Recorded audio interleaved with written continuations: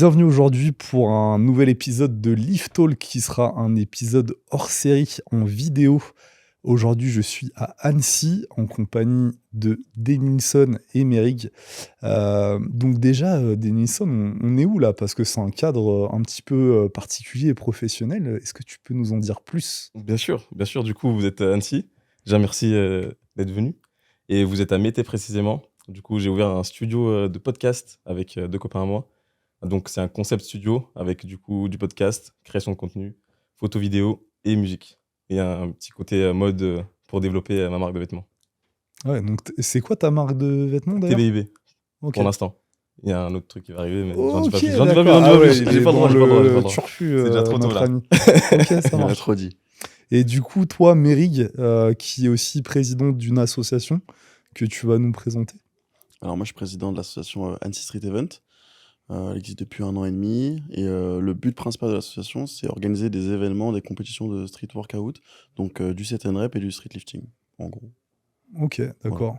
Et les prochaines échéances, du coup, elles sont quand? Alors là, on sort d'une dernière compétition de set and rep. Et la prochaine, ce sera en street lifting. Ce sera le 6 octobre. Sur Annecy, à Mété aussi, juste à côté.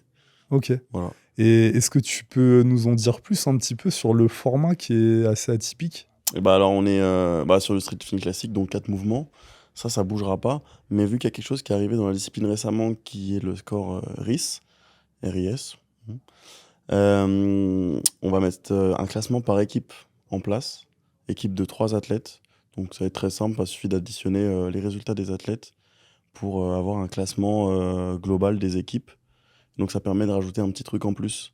Comme ça, c'est effectivement un sport individuel, mais on arrive à rajouter quelque chose d'un peu plus, comment dire, de créer des liens un peu plus forts dans ce sport. Ouais, c'est une super initiative. J'avais eu quelque chose un petit peu dans le même style l'année dernière avec la A-Squad qui avait fait une compétition en duo. Est-ce que vous pouvez vous présenter au-delà de ce qu'on a abordé, votre parcours aussi?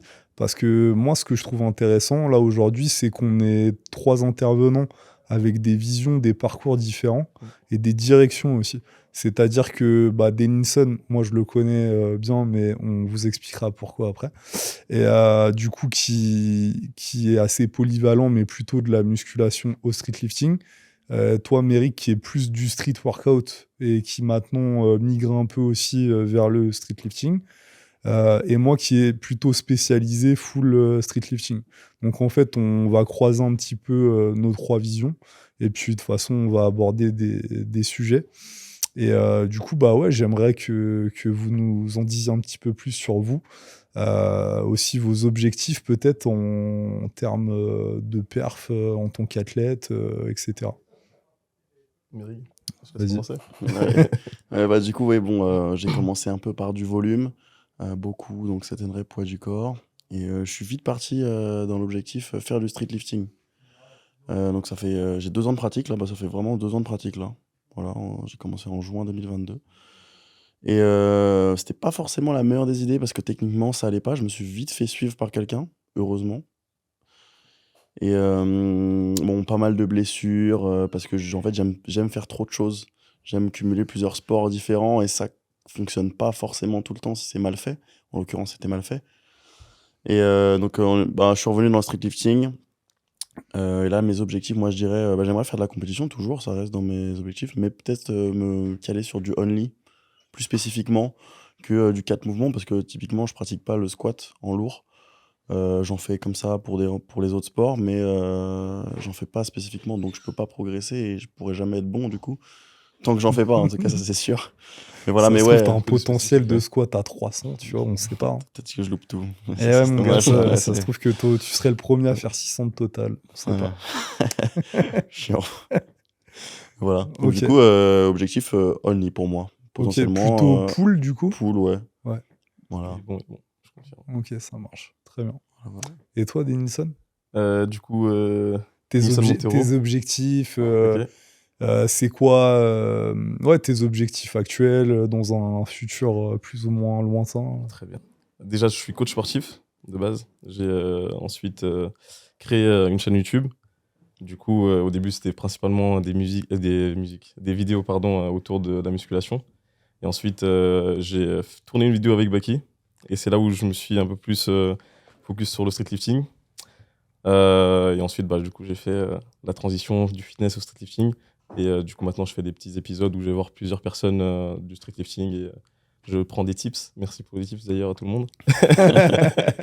Et mes objectifs, du coup, ça serait là, il y a l'espoir.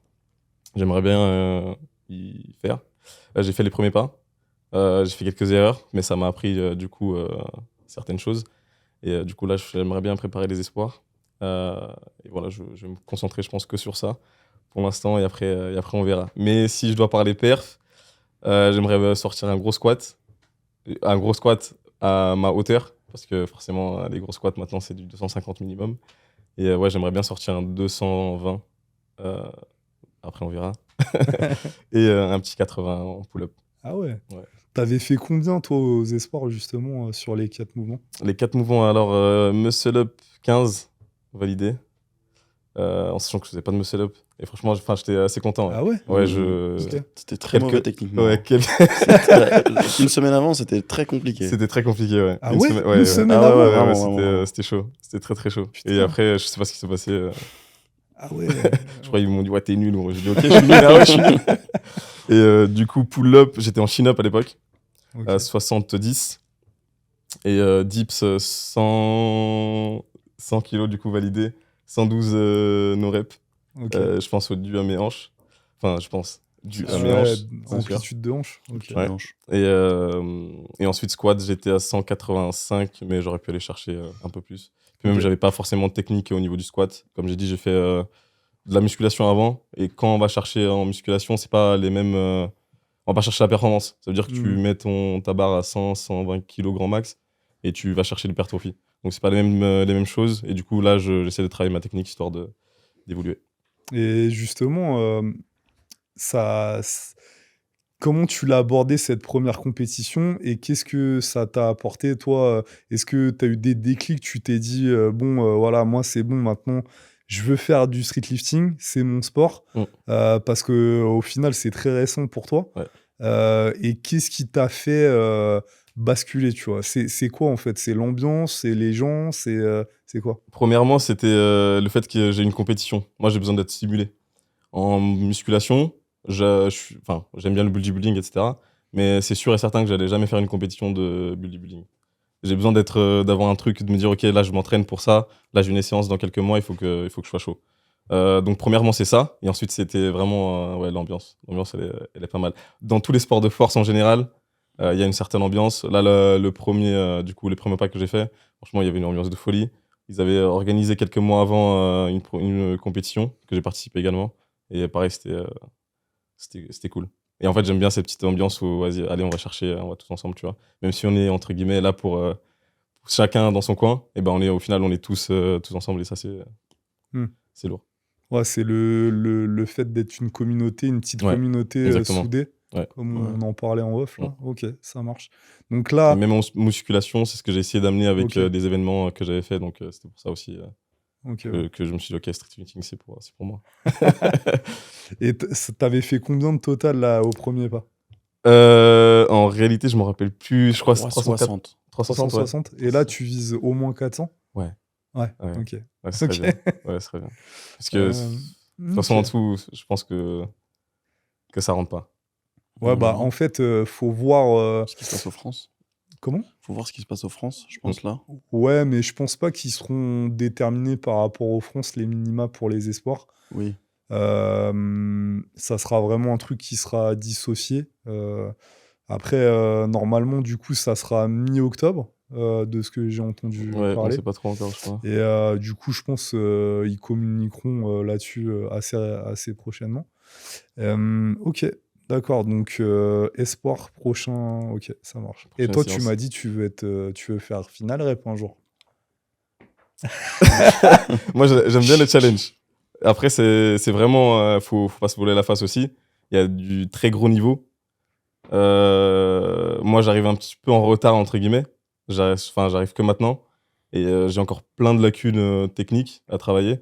Donc, je vais évoluer principalement comment moi j'évolue aussi. Je vais pas me dire, tiens, je vais viser final rep alors que ça dépend. J'aimerais bien, parce Ouais. que pour moi, c'est ok, j'ai fini entre guillemets le jeu, même si je finis pas dans le top 3 ou peu importe. Mais au moins, je suis allé voir l'ambiance qu'il y a là-bas, je suis allé voir comment ça se passe. Et voilà. Mais après, on verra, on fera selon comment j'évolue également. Ok. Et ça va pas être compliqué justement d'être parce que je sais que t'aimes faire beaucoup de choses Ouais. et de te canaliser sur une discipline. Si, ça va être très dur. Ah, ok, d'accord. Mon slogan, c'est essayer de nouvelles choses. Ouais.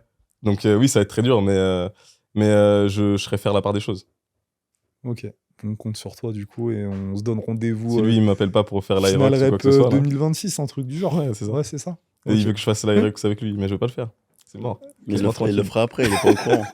Voilà, c'est pas grave. Laisse-moi Eh, tranquille. comment vous vous connaissez d'ailleurs là tous les deux là?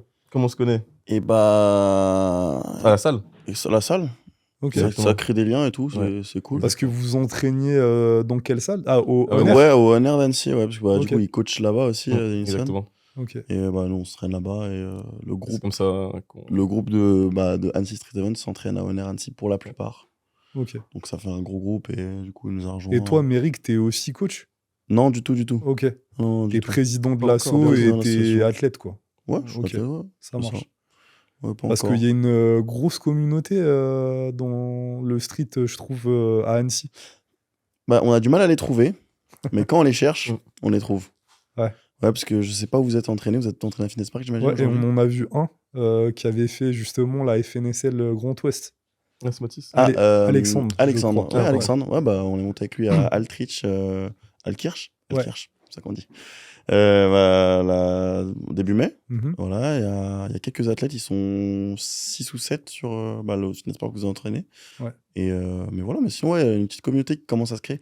Puis, comme tu disais tout à l'heure, en off, c'est un sport qui grandit, donc les gens découvrent, les gens s'essayent. Mm.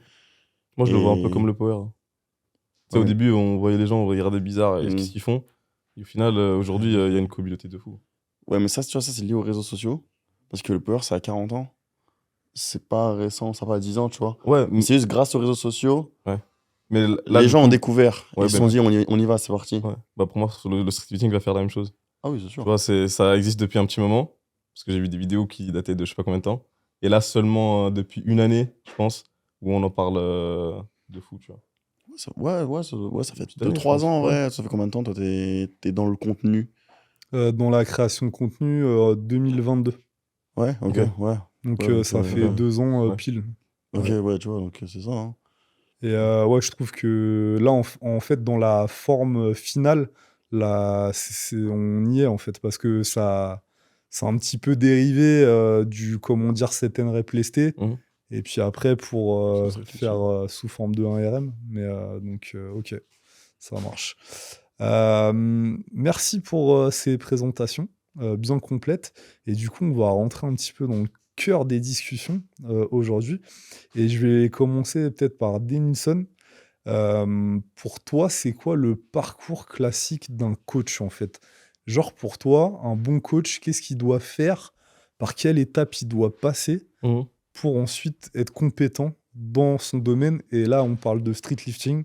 Ok. Donc, pour être un bon coach en street lifting. Ok. Bah, je pense qu'après, tous les coachs ou tous les domaines enfin, toutes les disciplines vont se ressembler un petit peu. Moi, je dirais déjà passer un diplôme, si possible. Je sais pas s'il y a un diplôme, tu me diras tout à l'heure. C'est un diplôme en street lifting, mais je pense se spécifier. Donc, par exemple, si je prends mon exemple, je suis passé par un BPGEPS. Ensuite, par exemple, la personne peut se spécifier dans son domaine. Donc, disons qu'il adore le street lifting, il va commencer à pratiquer déjà. Parce que c'est très important de se dire, je sais ce qui du 5x5 fait sur moi. Potentiellement, ça va être la même chose sur quelqu'un d'autre. Se former à fond, tout le temps. Même si, ça y est, ça fait 3 ans que tu es coach, je pense que c'est très important de se remettre à jour.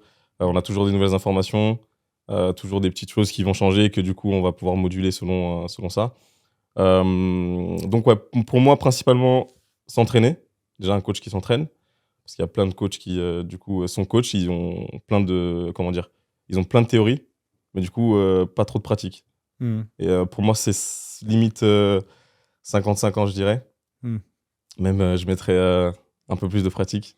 Et ensuite, ouais, se former à fond. Euh, Pourquoi pas discuter avec d'autres coachs qui ont une autre vision aussi pour s'ouvrir un petit peu les horizons. Et en vrai, je dirais que c'est les principales qualités d'un coach, en tout cas pour devenir un bon coach. Et je pense qu'un bon coach ne devient pas un bon coach en quelques années. Je pense qu'il faut bien 5, 10 ans pour Ah ouais. être très très bon. En tout cas, pour Oui. maîtriser son domaine sur le bout des doigts, tu vois. Ouais. En 3 ans, il y a des coachs qui sont très bons. En 1 an, il y a des coachs qui sont très bons. C'est juste que pour moi, c'est quelque chose qui. En fait, il n'y a pas de finalité, un peu. Je sais pas si c'est compréhensible ce que je dis. C'est en gros, tu peux être un bon coach, mais d'aujourd'hui.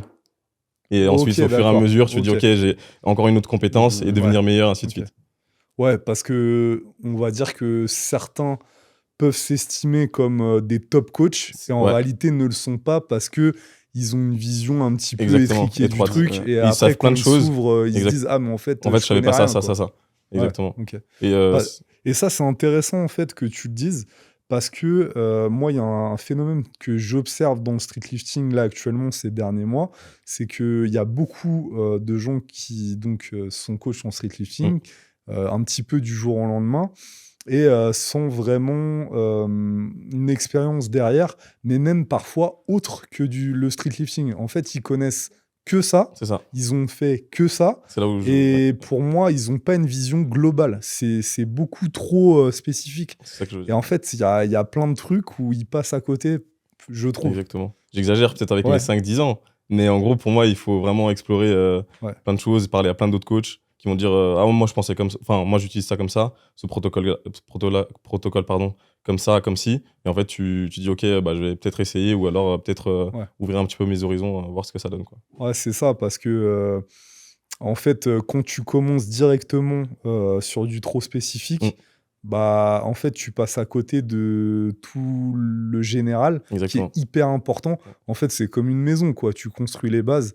Et justement, et on le voit dans le coaching, mais on le voit également sur les athlètes, en fait. Exactement. Ils veulent tout de Ouais. suite, même si dans une certaine mesure, c'est toujours possible, d'allier, on va dire, en étant débutant, mais sans pour autant être ultra spécifique avec genouillère Inzer, Ouais. Mais de toute façon, French low bar, machin bidule, tu vois. Enfin, de toute façon, moi ouais. perso, enfin là, tu vois, je fais un petit peu l'ancien, mais quand j'ai commencé, je me posais même pas la question de la barre où je dois la mettre, tu vois, au squat. Je suis d'accord avec toi. Genre, je la mets sur mon dos et Ouais. j'essaye de faire des squats, tu vois. Maintenant, en fait, dès le départ, ils essayent de tout optimiser, de suroptimiser. Mais au début, en fait, t'as pas besoin de ça. Tu vas progresser Exactement. sans être ultra Ouais, optimisé. les Et newbie puis, gains. Ouais. au fur et à mesure, et en plus, tu sais, enfin, moi, je me dis, de tout mettre en place dès le départ, tu sais, après, t'es blasé, en Mm. fait, parce que bah, t'as déjà tout fait, en fait. Donc, c'est mort. Progression. Découvre le truc petit à petit, tu Ouais, vois. tu rentres dans une routine Ah ouais, c'est ça. directement dans ton. Ouais. Puis même, il y a ceux qui vont faire justement que du spécifique. Ouais. Ils vont se dire, moi, c'est du SBD, c'est ça, ça, ça, ça, et c'est tout. Ouais. Et du coup, ils oublient, entre guillemets, le renfo, tout ce qui est à côté. C'est comme les trailers, par exemple. Je prends leur exemple parce qu'on pose souvent la question. Non, mais moi, je fais que de la course. Voilà, il faut que tu renforces ci, ça pour devenir bon à la course. Hmm. C'est clair. Voilà. Et toi, Mary, alors, Denilson, il a bien développé, mais toi, est-ce que tu aurais des choses à rajouter? Ben non, je pense qu'on était plutôt pas mal. Il a raison sur le fait de dire qu'il faut s'ouvrir, faut pas se fermer, faut pas se fermer au reste, surtout qu'en plus, alors là on se parle de streetlifting, mais tout ce qu'il y a autour, donc tous les autres sports de force, la musculation classique, il y a tellement de choses à prendre en compte, etc. Puis il y a aussi les morphologies des gens, les différents profils, et bah, comme tu disais, ça prend du temps de comprendre comment les gens fonctionnent aussi. Ça, c'est quelque chose qu'il faut se mettre dans le crâne parce que Denison, il dit oui, il faut pratiquer, c'est bien, mais toi, du coup, tu te connais toi. Mais est-ce que tu connais les autres? Mm. Est-ce que tu sais comment eux ils travaillent? Comment ils peuvent travailler? Et je pense que. Ce qui marche sur nous ne marche pas sur tout le monde. tu Ouais, vois. exactement. Ouais. Il y a des trucs. Puis je pense que bah, vu qu'il y a des athlètes qui sont plus forts en push, des athlètes qui sont plus forts en pull, d'autres qui ont des profils volume, des profils 1, 2 RM, ça va varier, quoi. Il faut prendre le temps de comprendre ces choses-là. Je pense pas que ce soit quelque chose qui s'acquiert comme ça, quoi. Ah, c'est clair, Est-ce que, c'est pas inné, quoi. C'est de la pratique, quoi. Ah oui, clairement. peut-être que c'est un Sur... athlète qui est orienté endurance, par exemple, tu vois, et qui se bute en force, alors qu'il va commencer l'endurance, il va être super bon. Ouais, c'est clair. Ouais, totalement. Ok. Donc, très bien T'en pour penses le... quoi, toi, de tout ça? Un petit retour. Bah, moi, je te rejoins sur le début. Pour moi, les bases, on va dire que c'est plutôt des bases légales. Donc, pour moi, j'encourage tout le monde à passer un diplôme, même si c'est un petit diplôme, un CQP, maintenant, en 3 mois, Ouais. vous pouvez avoir des bases. Et pourquoi, en fait? Parce que j'avais une discussion là-dessus. Il y avait un jeune avec qui j'ai déjeuné un jour et puis il m'a dit: «Mais pourquoi en fait toi tu encourages les jeunes à passer un diplôme? Ça sert à quoi?» Parce que ouais, moi j'ai eu plein de retours, du BP, Mm. du STAPS, du truc et c'est vraiment pas ouf, quoi. Et en fait, je lui ai expliqué pourquoi et le truc c'est que ce qui manque aujourd'hui aux gens qui se lancent, directement dans le coaching, en ligne surtout, Mm. c'est tout l'aspect pédagogie. Ouais. Pour moi, je trouve ça hyper important déjà de passer par du coaching présentiel et Ouais. ensuite migrer sur du distanciel parce que tu vas acquérir des skills en coaching que tu auras jamais, que tu pourras jamais développer à distance. Ouais, je comprends. Il y a ce truc-là. Et puis même au niveau des bases, en fait, dans ces diplômes-là, certes, ça va pas faire de vous un top coach, mais vous allez voir des notions d'anatomie, de physiologie. C'est hyper important de connaître les bases, le fonctionnement du corps humain, parce qu'il y a des gens qui peuvent être forts en programmation, Mm. mais qui n'ont aucune connaissance de tous ces trucs-là. Et pour moi, en fait, c'est voir les bases. C'est ça. Parce qu'on maintenant, on veut tout de suite maintenant. Et en fait, vas-y, moi, je veux pas faire de diplôme, je veux pas m'emmerder avec ça. Je vais mettre dans ma bio, je suis coach street lifting, bah, vu que ça fait 2 ans que je suis coach, enfin, je pratique, vas-y, je suis Mm. légitime, tu vois. Sauf que t'as pas eu le parcours, tu vois. Et justement, pour être complet, bon et aussi légitime, parce que pour moi, effectivement, c'est important de pratiquer, avoir pratiqué aussi à un certain niveau en fonction de quel public aussi on vise, forcément. Mais c'est aussi important, bah, tout ce cheminement, donc voilà, passer un diplôme, et puis après, ouais, formez-vous, tu le disais, formez-vous tout le temps. Si vous êtes passionné de ça et même, élargissez vos connaissances, vos points de vue et cetera et allez voir aussi des disciplines, peut-être que comme ça a pas grand-chose à Mm. voir, mais de l'haltéro, de la muscu classique, du power, même du crossfit, parce qu'ils ont des choses à nous apporter. Et on a des choses aussi à leur apporter. Et je dirais que tout est lié de manière transversale, en fait, à un moment donné. Donc, c'est ça pour moi qui manque. Et on le voit aussi en power, hein, des gens qui sont trop spécifiques. Donc, avoir une vision globale du truc. Et puis après, renfermer l'entonnoir et se spécifier dans un truc. Mais pour moi, c'est ça un petit peu le parcours classique, entre guillemets, même s'il y a toujours des nuances, des Bien trucs sûr. comme ça. Mais pour moi, ça serait ça. Et après, bah ouais, avoir pas mal de pratiques sur soi et aussi beaucoup sur les autres. Bien sûr, parce Même, que je c'est là où tu dirais, vas faire des beaucoup erreurs, en plus fait. sur les autres. Ouais. Parce que des fois, on est confronté à des trucs.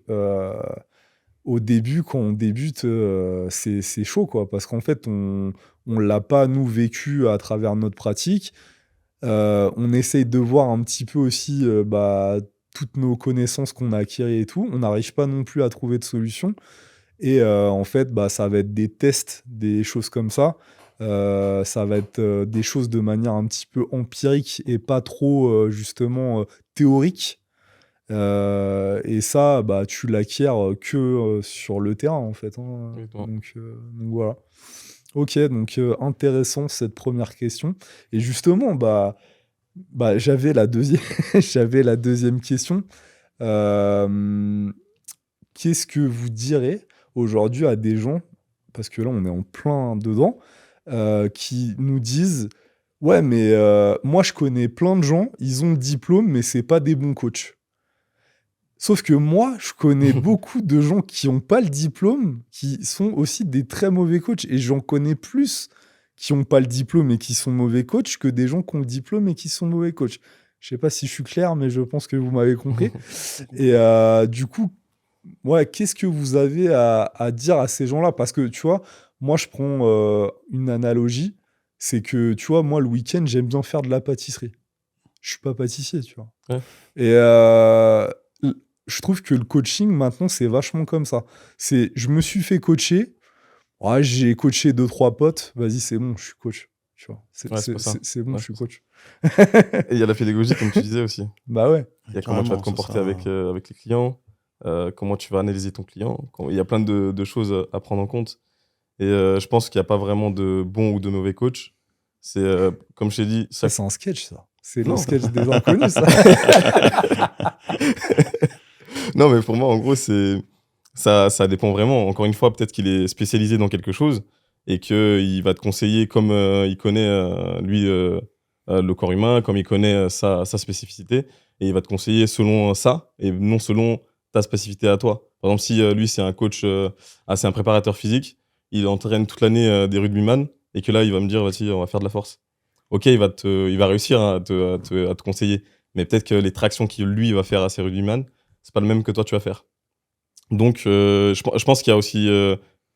pour moi, il n'y a pas de bon ni mauvais coach dans le sens aussi où bah, peut-être qu'un coach va te faire un bête de programme et toi, tu vas pas le suivre. Et vu que tu n'as pas eu de résultat que tu voulais, tu vas dire, bah, c'est lui qui est nul. Bah non, c'est est-ce que tu as suivi le tempo qu'il t'a mis, est-ce que tu as suivi tout ce qu'il t'a dit, est-ce que tu as suivi l'alimentation qu'il t'a mis, etc. Si tu l'as pas fait, tu peux pas savoir à 100% que ses connaissances ou son programme est nul, tu vois. Ah, c'est clair. Hein, Donc, si et la tu plupart, fais pas- ils font vite le résumé, ils se disent, ok, ouais, j'ai fait son programme 2 mois, j'ai pas réussi à avoir mes résultats, vas-y, c'est mort, c'est un mauvais coach. Je vais passer à quelqu'un d'autre. Et ça, c'est le problème des gens, parce que les gens, ils veulent tout de suite. Ouais. En fait, les gens, ils se lancent dans quelque chose, et ils pensent que ça va tomber comme ça du ciel, et qu'au bout de 2 semaines, ah bah, c'est bon, ils auront acquis une technique en muscle-up, alors que bah, c'est pas comme ça que ça se gagne. Et c'est pas en 2 mois non plus que tu vas acquérir quelque chose. Hein, ça peut être 6 mois, 1 an de pratique. Les athlètes qui sont au top niveau, ils ont combien d'années de pratique? Ils ont Ouais, ils voient des trop. dizaines d'années de pratique, les mecs. Ah, et les jeunes qui arrivent, justement, ils sont trop pressés. C'est pour ça que je pense qu'ils changent de coach souvent et qu'ils vont dire qu'un tel est mauvais. Après, c'est possible que la pédagogie de quelqu'un te corresponde absolument pas. Ouais. Parce qu'il y a des gens qui n'ont pas de pédagogie ou qui n'est pas Qui forcément n'ont pas très le temps, bonne. peut-être aussi. Ouais, voilà, après... Non, mais complètement d'accord. Je pense qu'il faut d'abord entre guillemets, se remettre en question en tant qu'athlète et ensuite se dire, ok, j'ai suivi tous ces conseils. Est-ce que j'ai vu un progrès? Peut-être que des fois aussi, on voit pas le progrès là où on veut. Peut-être que tu te dis, allez, je voulais progresser au muscle-up. Par contre, il y a tout qui a marché. J'ai progressé partout sauf au muscle-up. Ok. Ça veut dire que peut-être que son programme marche, mais qu'il y a un petit truc où tu dois te mettre un peu plus sur ton muscle-up ou quoi que ce soit, quoi. Il y a plusieurs paramètres où tu peux te dire, ok, est-ce que vraiment j'ai évolué ici ou pas, ou est-ce que c'est moi qui n'ai pas suivi sa programmation comme il se doit, quoi. Donc d'après moi, il faut faire attention quand même. Ouais, ça c'est vrai, ça. La remise en question, elle est difficile des fois. Ah, bien sûr. Surtout quand tu es jeune. En fait, il y a vraiment de l'ego qui rentre en ligne de compte. Et moi, je dirais que ce qui est important, c'est aussi avoir conscience de pourquoi vous avez fait appel à ce coach-là. Qu'est-ce qui vous a attiré chez lui? Et si ce qui fonctionne pas là, en fait, c'est des choses totalement externes à tout ça. Et ouais, comme vous l'avez dit, en fait, est-ce que ça vient pas de moi, en fait, tout simplement? Parce que ça aussi, ça m'est déjà arrivé de le dire en coaching. Hein. Tu sais, je peux te faire le meilleur programme du monde. Si toi, à côté, t'as pas une adhésion au truc dans le sens où t'es pas impliqué dans ce que tu fais, tu crois pas au processus, bah en fait, ça va pas fonctionner. Hein. Je te le dis tout de suite. Hein. Si t'arrives à l'entraînement, t'as déjà la flemme, bon, c'est qu'il y a un problème. Et là, du coup, c'est à toi de te poser les bonnes questions. C'est pas à remettre la faute sur le coach. De toute façon, je pense que dans un coaching, les fautes, elles sont toujours partagées. C'est jamais l'athlète ou que le coach. Mais pour moi, justement, un bon coach doit aussi déceler tous ces trucs-là. S'il y a un manque d'adhérence, doit y avoir une discussion à un moment donné. Bon, bah, mec, je vois que t'es plus trop motivé et tout. Qu'est-ce qui se passe? Explique-moi. Et puis, on trouve des solutions, tu vois. Enfin, normal, quoi. Très bien. Et ben là, du coup, la question que je me pose, toi, en tant que coach, tu fais du coaching à distance. Comment tu vas ressentir qu'un athlète, il est pas dans le truc et que ça peut pas fonctionner? Parce que, en fait, vu que c'est un sport individuel, c'est vite facile. Tu tombes facilement dans le je suis nul, j'arrive pas, on n'avance pas. Puis mon coach, il est pas là, il me booste pas, machin. Bon, il va super, il va me faire mes retours par message, machin. Mais l'affinité est la même, c'est je vais aller à l'entraînement demain et au final, c'est nul ce que je fais. Et toi, est-ce que tu arrives à déceler ce genre de choses-là ou pas du tout? Et du coup, en général, l'élève va dire, bon, moi, j'arrête, il y en a marre, quoi. Ouais. Bah, en fait, de manière très concrète, ce qu'on met en place dans les coachings, nous, c'est un retour hebdomadaire, justement sur cette adhérence. Est-ce que la personne, elle a kiffé s'entraîner? Déjà, rien que ça peut nous donner des axes hyper pertinents.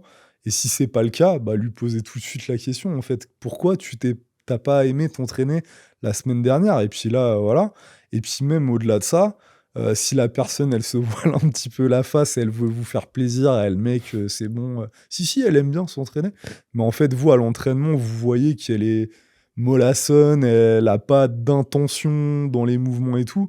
Bah là aussi, vous pouvez lui en parler.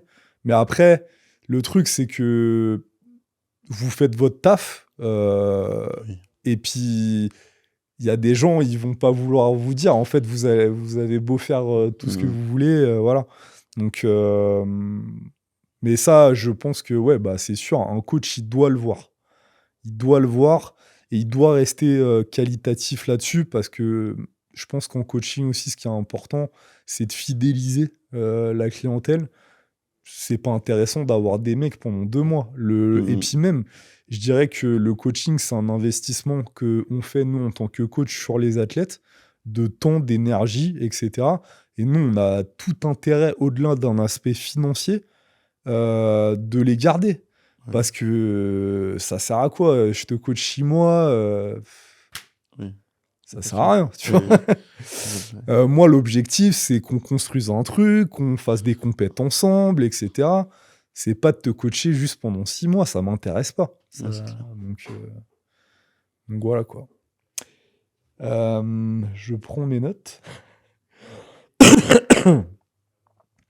Et bah, question suivante. Justement, quelles compétences pour vous doit avoir absolument un coach de 2024 en streetlifting comparé à un coach d'il y a 4 ans? Je sais, c'est une question un petit peu compliquée, Ouais. mais justement, pour la développer, vu que le sport, il est en expansion, il y a plein de choses qui sont en train de changer, en train de muter, d'évoluer. Qu'est-ce qui maintenant fait la différence? Ça sera peut-être plus simple à répondre. Entre avant, il y a 4 ans, et maintenant, 2024. Mérig, je te sens inspiré, vas-y, commence. Bah, je pense que du coup, je me dirais, vu que le sport évolue, plus de compétition. Donc, ça va être peut-être une programmation différente parce que bah, c'est plus spécifique quand on arrive sur une compétition, etc. Donc, un athlète qui va faire peut-être 2, 3 compétitions à l'année, ce qui est pas mal, ce qui est beaucoup, il n'aurait pas pu les faire forcément en 2020 parce que bah, il y avait un événement tous les 36 du mois, donc c'est compliqué. Et je pense que du coup, bah, ça demande plus de spécificité, plus de. Je saurais pas comment dire ça. Une meilleure planification, tu vois. Une meilleure planification, voilà, une meilleure planification de l'entraînement. Et je pense qu'il faut que le coach soit vraiment rigoureux à ce niveau-là s'il veut que ses athlètes restent en bonne santé dans le temps, quoi. Parce que c'est un sport qui est demandant et on peut pas se permettre d'abîmer les athlètes et de les envoyer en compétition avec une programmation bancale. Mhm. Ouais, donc ce qu'on disait un petit peu tout à l'heure, les spécificités de dire, ok, bah, si j'ai fait que de la musculation avant, je peux pas me dire coach streetlifting si j'ai pas pratiqué. Donc je pense qu'il faut pratiquer un petit peu. Et tu disais le mot athlète, et pour moi le mot athlète, c'est des gens qui vont faire des compétitions. Et du coup, je pense que c'est important que le coach ait ce côté, ok, t'es mon athlète, il faut que je te prépare mentalement aussi à la compétition. Mm. Donc, encore une fois, peut-être se spécialiser un petit peu dans comment élaborer peut-être quelque chose avec son athlète pour ce côté préparation mentale. C'est vrai que oui, cette préparation mentale, Ouais. ça rentre dans le truc. Pour le coup, Ouais, c'est assez ouais. important, ouais.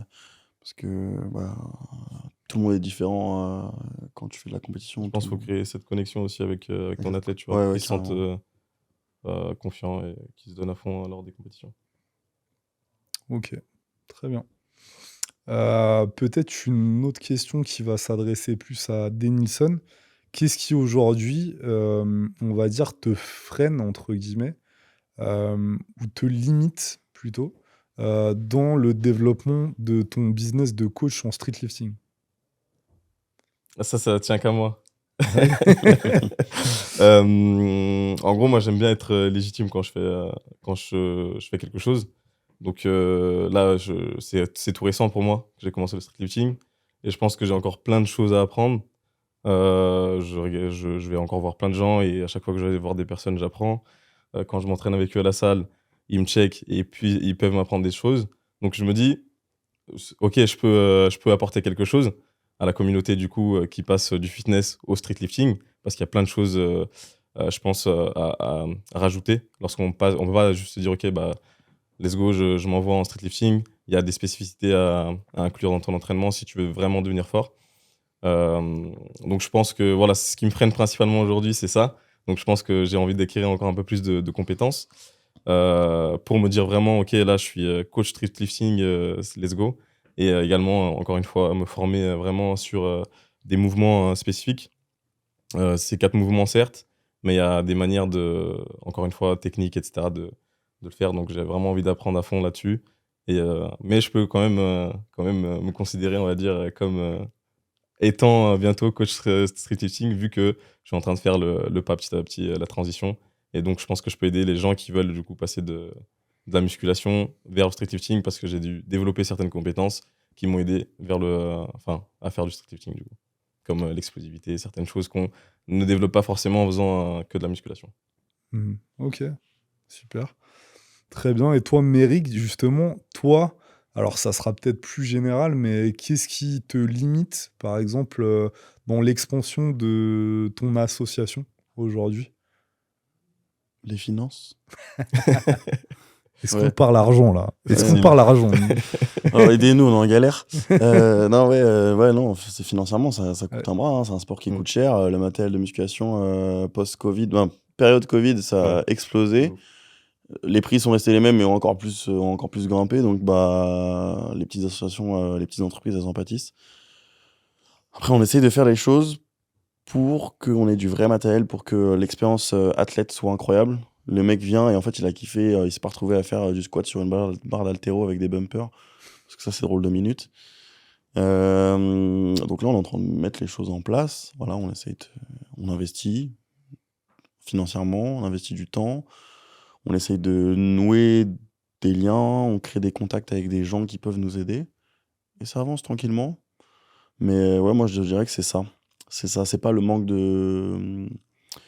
d'adhérents ou de D'événements. pratiquants, parce qu'au final, Ouais, il y en on a. croise de plus en plus de personnes, de plus en plus de monde commence à connaître Annecy Street Event sur Annecy. Donc, ouais, c'est financier, hein, principalement. Ok. Donc peut-être multiplier aussi les événements, peut-être pour rentrer de la trésorerie, C'est quoi. ça, ouais, c'est ça. Ouais. C'est clairement ça. Parce Après, que ça se passe comment là aujourd'hui?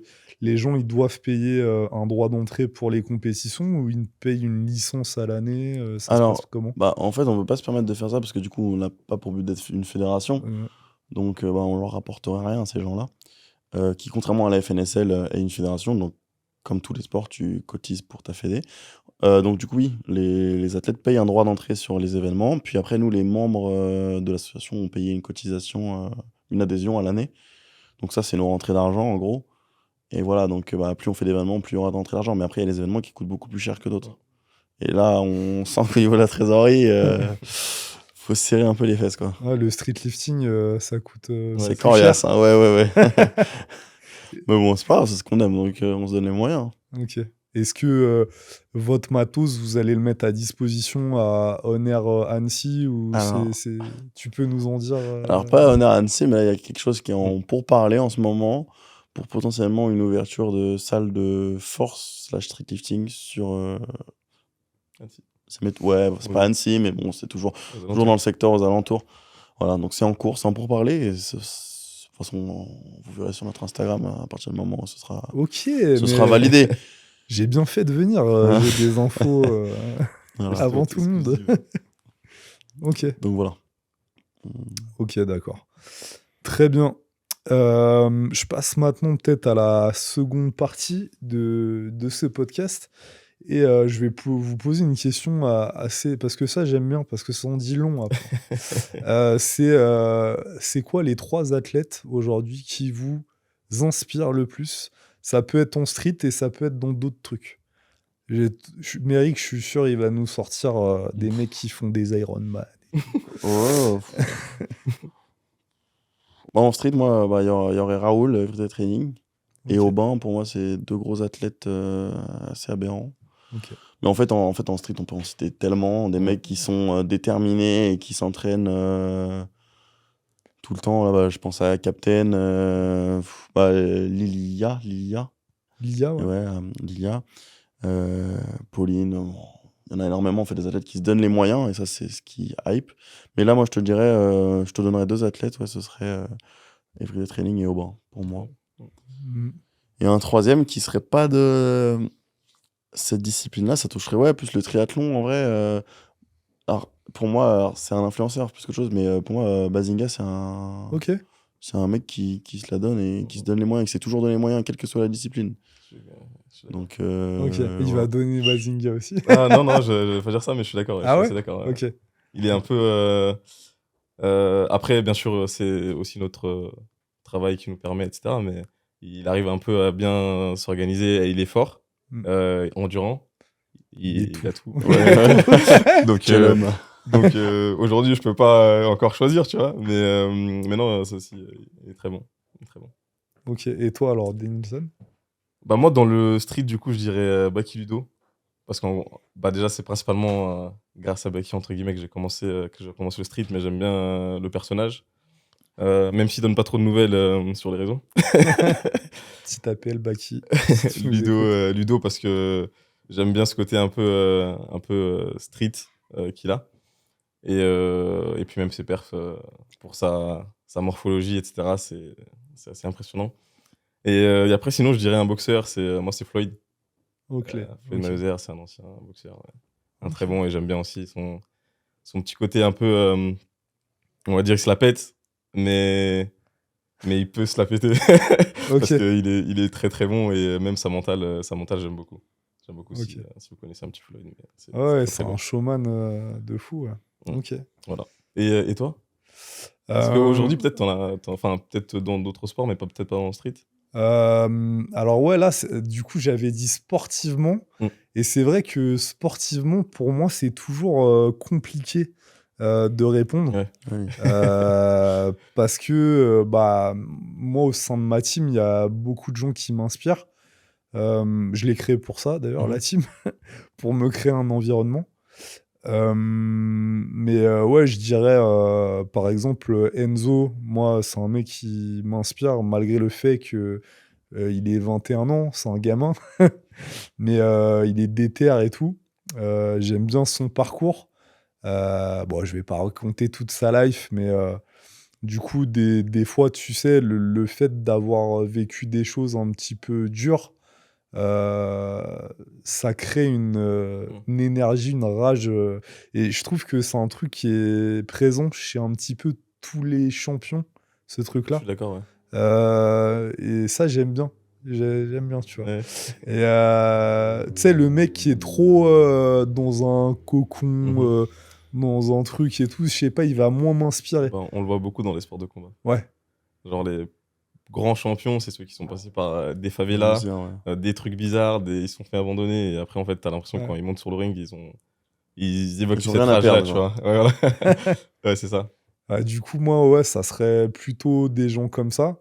Et après, pendant de longues années, ça a été Rudy Koya, Mhm. qui est mon mentor, que ça soit en musculation, d'un point de vue global et aussi en entrepreneuriat. Il m'a vachement inspiré. Et un troisième, si... ouais, c'est dur, c'est dur ça. C'est dur. Moi?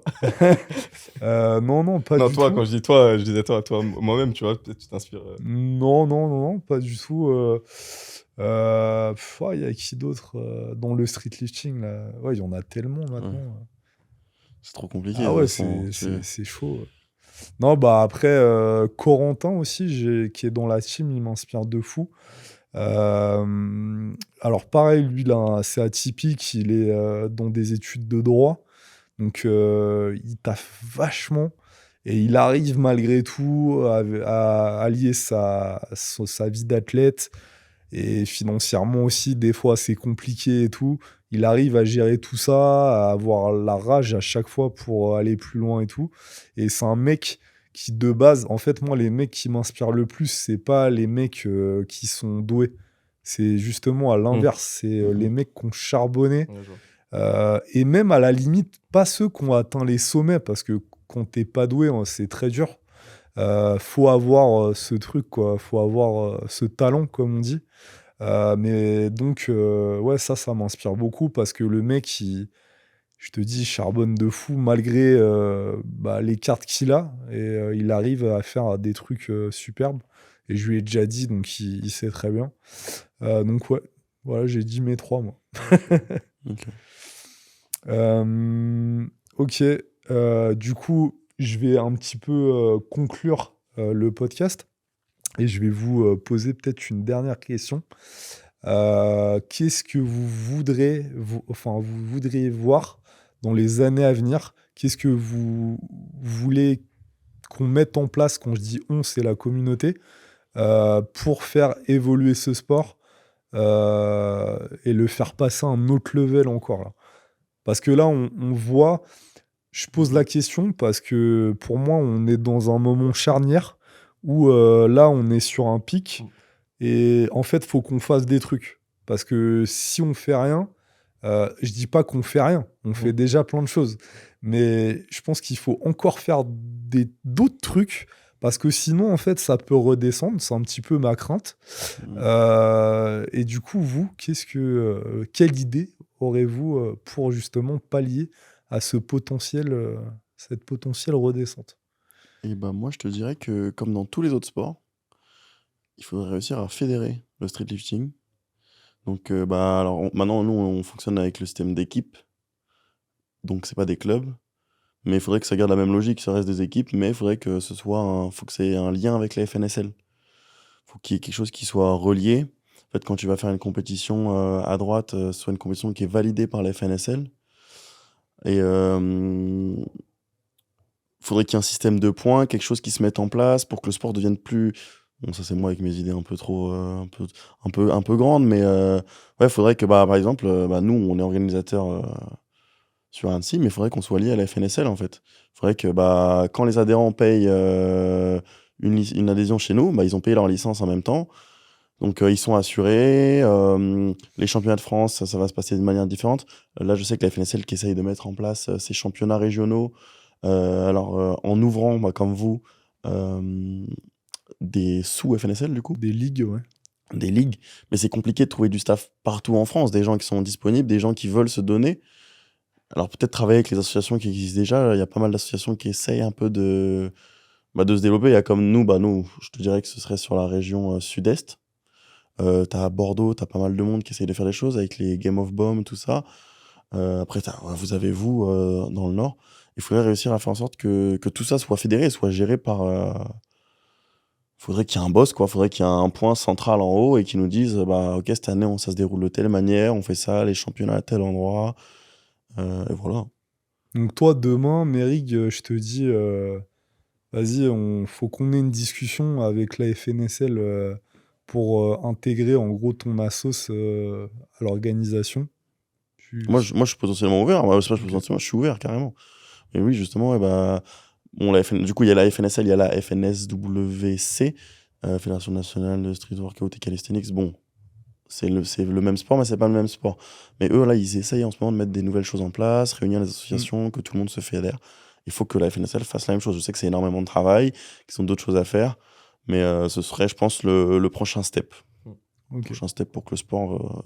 Est-ce que tu vois d'autres continue. trucs, même au niveau. Bah là, tu vois, aujourd'hui, on est dans un studio. Tout ce qui est lié à la vidéo. Carrément, bah, en vrai, ce serait des comptes, par exemple, bah, j'y pense tout simplement, mais des comptes tout simplement sur Instagram qui relient l'actualité du street lifting, bah, que ce soit les compétitions, les athlètes, machin. Il a trop de trucs à dire après. Ah, Denis. non, c'est bien. En vrai, après, on peut faire trop de trucs, en fait, parce qu'il suffit de se poser 5 minutes et se dire, en fait, il suffit de copier ce qui se fait dans les autres sports, dans les autres disciplines, ou même dans les autres domaines en général, et de suivre le même plan, et en vrai, ça peut que dérouler après dans la suite. Non, je rigolais parce que ce que tu as dit à la fin, je voulais le faire.